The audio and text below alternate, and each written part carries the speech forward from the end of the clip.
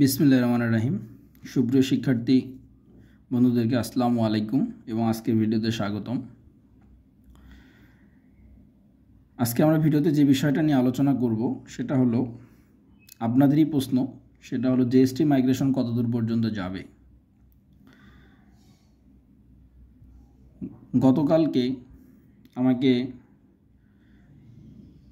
এক শিক্ষার্থী বন্ধু ফোনে বলল যে ওয়েটিং থেকে কত দূর পর্যন্ত যাবে। অনলাইনে অনেকেই বলতেছে যে ওয়েটিং থেকে 200 পর্যন্ত যেতে পারে, এর বাইরে যেতে পারে না। তো সেক্ষেত্রে আমার ওয়েটিং হলো 700+। আমি কি জিএসটির জন্য কোনো আশা রাখতে পারি কি না? তো এটা ছিল তার কোশ্চেন। এরকম অসংখ্য কোশ্চেন আমাদের ভিডিওর কমেন্টে আপনারা করছেন যে আসলে আমরা জিএসটিতে শেষ পর্যন্ত সাবজেক্ট পাবো কি পাবো না। তো আজকে এই বিষয়টা নিয়েই মূলত আলোচনা করব যে জিএসটির মাইগ্রেশন প্লাস কত দূর পর্যন্ত যেতে পারে না আদৌ যাবে না, সে বিষয়টা নিয়ে আমরা আলোচনা করব। তার আগে একটা জিনিস হয়তোবা সবাই আপনারা জানেন, সেই জিনিসটা হলো যে সায়েন্স, আর্টস ও কমার্স এই তিনটার ইউনিট আলাদা আলাদা। সায়েন্স থেকে যেমন আর্টস এবং কমার্সে যাওয়াটা খুবই সহজ, ঠিক আর্টস বা কমার্স থেকে সায়েন্সে আসাটা খুবই ডিফিকাল্ট। কেন? গুটি কয়েক সাবজেক্টের জন্য তারা কিন্তু সিলেক্টেড হয়, গুটি কয়েক। তো আর্টস এবং কমার্সের ক্ষেত্রে মাইগ্রেশনের যে ধাপগুলা, সে ধাপগুলো থাকলেও খুব বেশি একটা মাইগ্রেশন কিন্তু হয় না। কারণ আর্টস এবং কমার্সের ক্ষেত্রে আসন সংখ্যা যেমন সীমিত, অন্যান্য জায়গায় সুইচ করার প্রবণতাও কিন্তু কম, যার কারণে আর্টস এবং কমার্সের ক্ষেত্রে মাইগ্রেশন খুবই কম হয়। তারপরেও বলবো, যেহেতু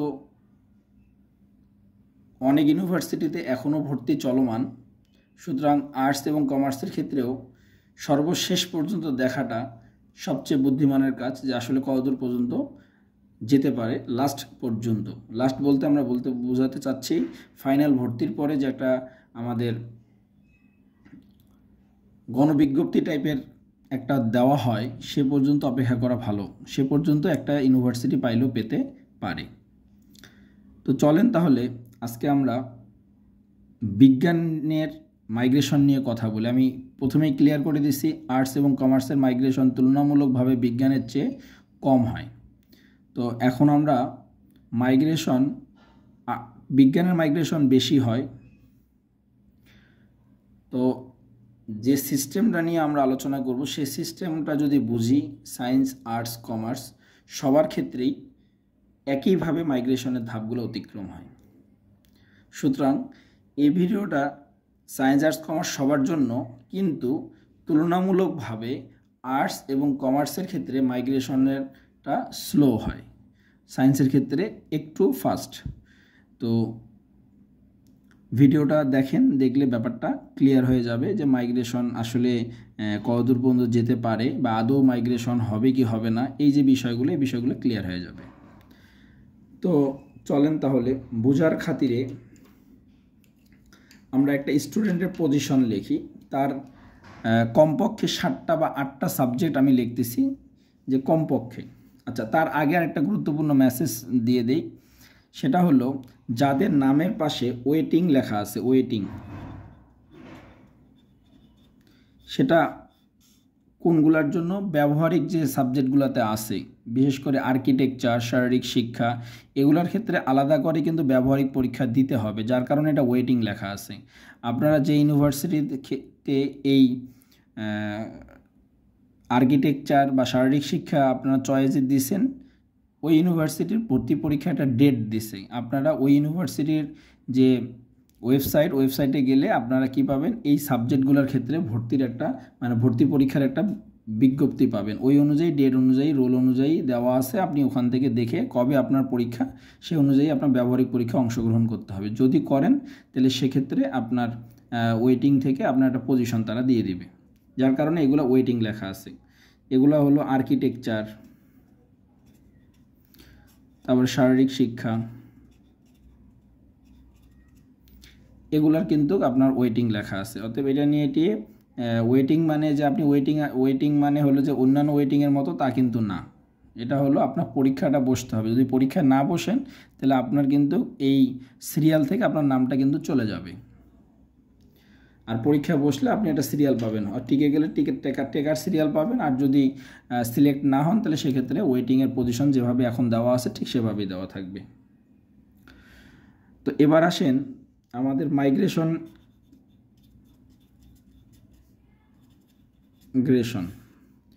ধরেন একজন ছাত্র, একজন ছাত্র, কর চয়েসটা এবং ক্ষয়ের চয়েসটা আমরা দেখি। কর পজিশন হলো 262তম, আর ক্ষয়ের পজিশন হলো 11,323।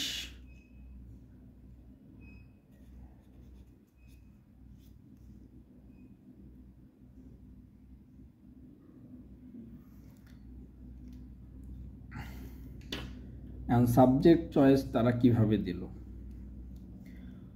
ক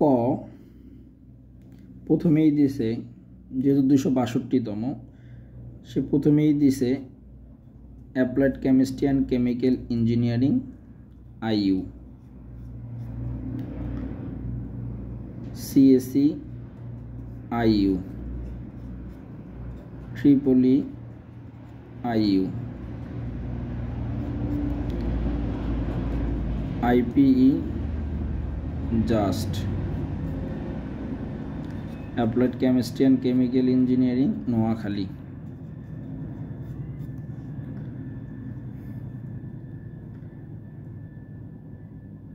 কেমিক্যাল ইঞ্জিনিয়ারিং জাস্ট,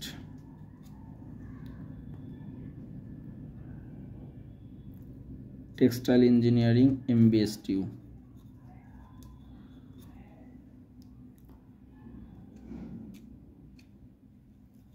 এই জায়গায় খ তার 11,324, ফার্স্ট চয়েস তার দিছে হলো applied chemistry and chemical engineering Gopalganj science and technology university.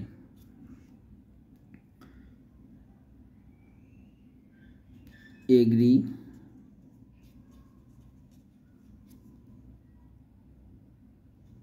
Fisheries,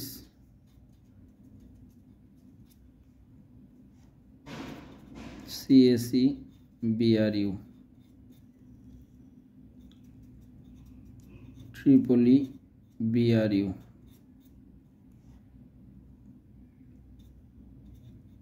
CAC Pabna technology university.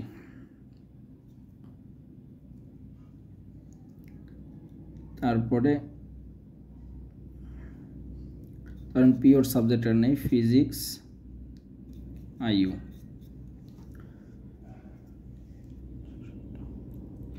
এই হলো দুইজনকার চয়েস লিস্ট। এখন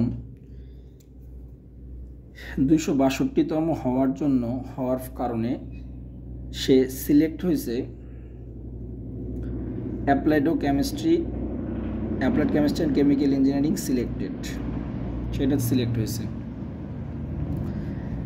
IPতে সে ওয়েটিং 10,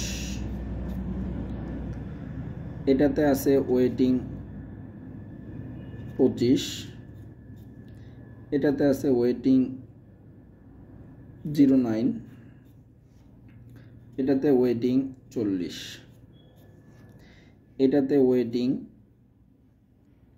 60, এটাতে ওয়েটিং আছে 75। এটার ক্ষেত্রে আসি। এ অ্যাপ্লাইড কেমিস্ট্রি অ্যান্ড কেমিক্যালে ওয়েটিংয়ে আছে 262, এগ্রিতে আছে হলো 123, ফিশারিসে ওয়েটিংয়ে আছে 222, বিআরইউতে ওয়েটিংয়ে আছে 567, ট্রিপলিতে আছে 677 বা 67, সিএসিতে ওয়েটিংয়ে আছে হলো 423, ফিজিক্সে ওয়েটিংয়ে আছে হলো 13 বা 113 দাও। এটা হলো আমাদের ক ছাত্র এবং খ ছাত্র, দুইটা ছাত্র আমরা সিলেক্ট করলাম। দুইটা ছাত্রের ভর্তি প্রক্রিয়ায় তারা 7টা করে সাবজেক্ট চয়েস দিছে। 7টা সাবজেক্টের মধ্যে ক অ্যাপ্লাইড কেমিস্ট্রি ও কেমিক্যাল ইঞ্জিনিয়ারিং নোয়াখালীতে সিলেক্টেড, বাকিগুলো তার ওয়েটিং। আর খ কোনো সাবজেক্টে কিন্তু সিলেক্ট না, সে প্রত্যেকটা সাবজেক্টে কিন্তু ওয়েটিংয়ে আছে। এই সিচুয়েশনে ক বেটার প্লেসে আছে, যে সে একটা জায়গায় সিলেক্ট হয়েছে, খ কোনো জায়গায় সিলেক্ট হয়নি, ওয়েটিংয়ে আছে। এখন এনাদের দুজনকারে কয়টা ধাপে ভর্তি প্রক্রিয়া সম্পন্ন হবে? ভর্তি প্রক্রিয়া সম্পন্ন হবে 4 ধাপে। 4 ধাপে ভর্তি প্রক্রিয়া সম্পন্ন হবে। 4 ধাপে ভর্তি প্রক্রিয়া সম্পন্ন হওয়ার পরে কি হবে? পরের ধাপ হলো চূড়ান্ত ভর্তি হবে। তার মানে চূড়ান্ত ভর্তি বলতে কি বুঝি? 4 ধাপে মাইগ্রেশন হবে। মাইগ্রেশন মানে কেউ এই যে এখন আমাদের কাগজপাতি জমা নিচ্ছে, টাকা দিয়ে নিশ্চয়ন করতে হচ্ছে, কেউ কাগজপাতি জমা দিবে, কেউ দিবে না। কেন? তার অন্য একটা ইউনিভার্সিটিতে হয়ে গেছে, সে ওখানে বেটার মনে করতেছে। যেমন অনেকেই আমাকে কমেন্টের মাধ্যমে জানিয়েছে রাজশাহী ইউনিভার্সিটির পিওর বোটানি আসছে, আর ইয়াতে আসছে হলো সি ক্যাটাগরি ইউনিভার্সিটির সাবজেক্ট আসছে, সে কোথায় পড়বে? তো এইরকমের দ্বিধাদ্বন্দ্ব থেকে অনেকে কিন্তু কাগজপাতি জমা দিবে না।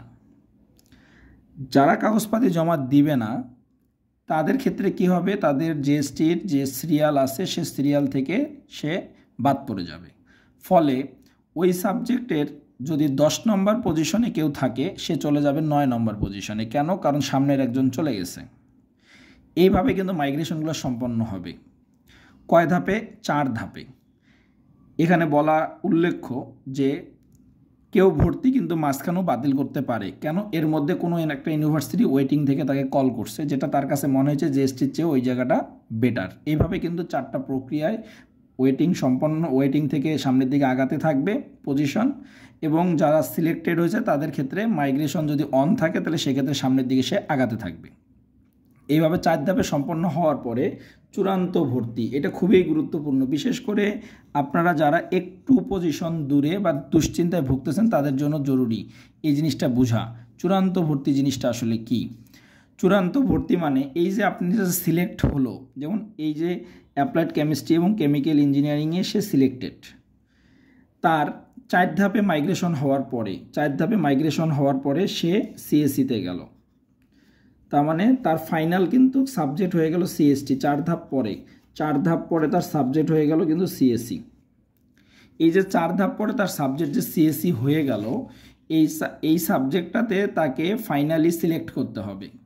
হয় সে এই সাবজেক্টে পড়বে, নয়তোবা সে পড়বে না। এরপরে আর কোনো মাইগ্রেশন হবে না। যারা সাবজেক্ট সিলেক্ট করতে পারবে বা সাবজেক্ট সিলেকশন আসবে, তারা এই 4 ধাপে ভর্তি প্রক্রিয়ার মধ্যেই তার মাইগ্রেশনটা হবে। পরবর্তীতে এনাদের আর কোনো মাইগ্রেশন সম্পন্ন হবে না। তার মানে 4 ধাপের পরে চূড়ান্ত ভর্তিতে দেখা গেল সে অনেকগুলো সাবজেক্টে ওয়েটিংয়ে আছে। দেখো অনেকগুলো সাবজেক্টে কিন্তু ওয়েটিংয়ে আছে, কিন্তু তাকে সিলেক্ট করতে হবে একটা সাবজেক্ট, যে সাবজেক্টটা ফাইনালি 4 ধাপ পরে সে সিলেক্টেড হয়েছে। তো 4 ধাপ পরে সিলেক্টেড কে হয়েছে? সিএসসিতে হয়েছে সে। তাহলে সে এখন কোথায় অ্যাডমিটেড হবে? সে সিএসসিতে অ্যাডমিট হবে। যখনই সে সিএসসিতে অ্যাডমিট হয়ে যাবে তখন কিন্তু এই আসনগুলো তার ফাঁকা হিসাবে ঘোষণা করা হবে। তার মানে এগুলো কিন্তু ফাঁকা হয়ে গেল। তার মানে সে ভর্তি হলো কয়টাতে? ভর্তি হলো একটা সাবজেক্টে, কিন্তু বাকি 6টা সাবজেক্টে তার ওয়েটিং ছিল। এই ওয়েটিং লেখাগুলা বা এই সাবজেক্টগুলোর জন্য সে আর কিন্তু অ্যাপ্লিকেবল না। তার মানে এই যে সিএসসি বাদে বাকি যে 6টা সাবজেক্ট আছে, সে 6টা সাবজেক্টে তার কিন্তু পজিশনগুলো কাটা গেল বা তার ভর্তি প্রক্রিয়া থেকে এই 6টা সাবজেক্ট কিন্তু বাদ পড়ে গেল। যখন এই 6টা সাবজেক্ট বাদ পড়ে যাবে তখনই অপর আরেকটা স্টুডেন্টের জন্য কিন্তু তার ওয়েটিং থেকে সামনের দিকে কিন্তু তার পজিশন আস্তে আস্তে একজন মাইনাস হয়ে গেলে সে আরও আগালো। তার মানে ব্যাপারটা হয়ে গেল কি, যে এই applied chemistry and chemical engineering Islamic ইউনিভার্সিটির ওয়েটিংয়ে 40 ছিল। যেহেতু সে সিএসসিতে ভর্তি হয়ে গেছে, এই সাবজেক্টগুলোর তার ভর্তি হওয়ার কোনো সুযোগ নাই। তার মানে এই আসনটা তার কিন্তু ফাঁকা হয়ে গেল। তার মানে অ্যাপ্লাইড কেমিস্ট্রিতে যে 41তম ছিল সে এখন হয়ে গেল 40তম, সে 40তম হয়ে গেল।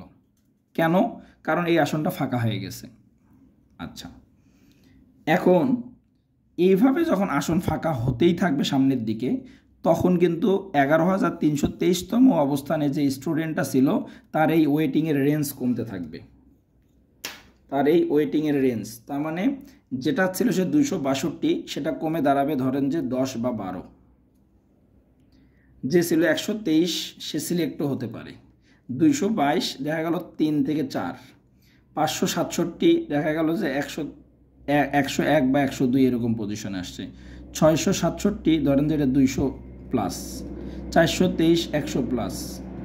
113 দেখেন এটাও সিলেক্টেড হয়ে যেতে পারে। তার মানে এই যে পজিশন, আমি কিন্তু 11,323-এর এক্সাম্পল দিয়ে দেখাইছি। এমনও হইতে পারে 11,323 যে সে প্রথম থেকে 4র্থ ধাপের মধ্যেই সাবজেক্ট পেয়ে গেছে,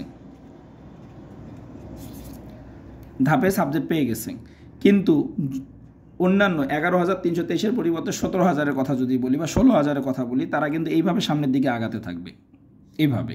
তার মানে সবচেয়ে বেশি ফাঁকা হবে কোথায়?